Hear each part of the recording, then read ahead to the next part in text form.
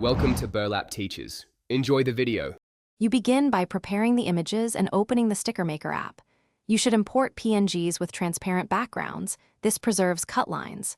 Once done, set your sticker dimensions and padding so edges won't be clipped. Make sure the app has storage permission to save sticker packs. Next, create a new pack name and author tag. This organizes later exports.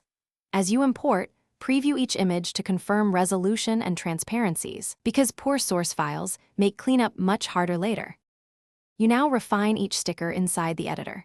Use the crop tool to set composition, then the erase or magic wand to remove stray pixels. Once edges are clean, add a thin stroke or subtle shadow so stickers remain visible on different chat backgrounds. If the app supports layers, merge them and export flattened PNGs. This prevents artifacts. Make sure to arrange stickers into the pack slots in the order you want them to appear. Finally, double-check transparency and consistency across the set. You finish by exporting the sticker pack in the app's required format, typically PNG or WebP. Save a backup copy externally. Then install or import the pack into your target messaging app and test several stickers in chats to verify size, alignment, and transparency. If a sticker appears clipped or has halos, return to the editor to increase padding, retrim edges, or re-export at a higher resolution.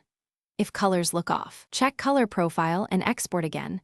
This fixes most final issues quickly. Thanks for watching. Consider subscribing if this video helped you.